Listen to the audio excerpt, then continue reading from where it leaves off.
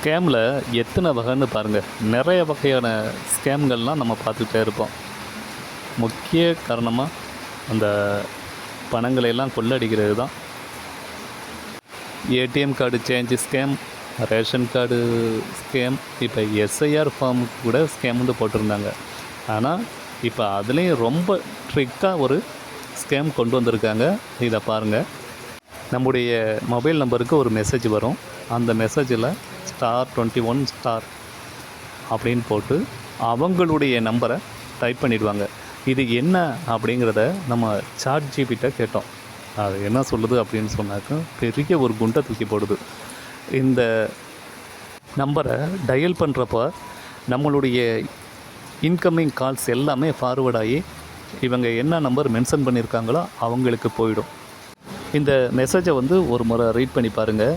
இது ஒரு கொரியர் கம்பெனிலேருந்து வந்த மெசேஜாக தெரியுது. இந்த நம்பரை டயல் பண்ணால் நீங்கள் இந்த டெலிவரி பர்சனை காண்டாக்ட் பண்ணலாம் அப்படின்ட்டு போட்டிருக்கு. ஆனால் அர்த்தமற்றதாக இருக்குது. உடனே நம்ம ChatGPT இந்த நம்பரை பற்றி கேட்டோம். அவங்க கிளியராக சொல்லிட்டாங்க, இது ஒரு வகையான ஸ்கேம்.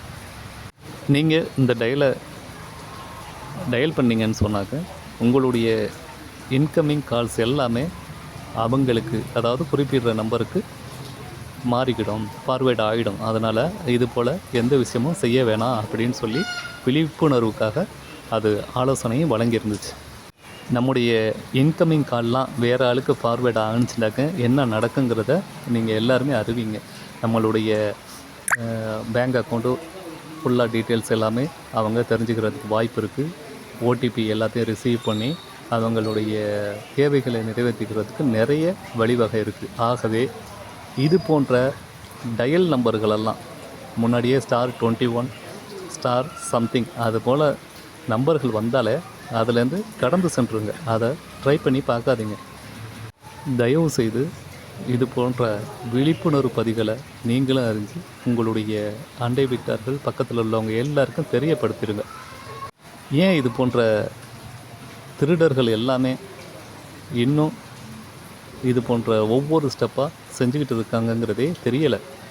ஆகவே நீங்கள் விழிப்புணர்வு அடைஞ்சு இந்த வீடியோவை எல்லாருக்கும் ஷேர் பண்ணி அவங்களையும் விழிப்புணர்வு அடைய செய்யுங்க.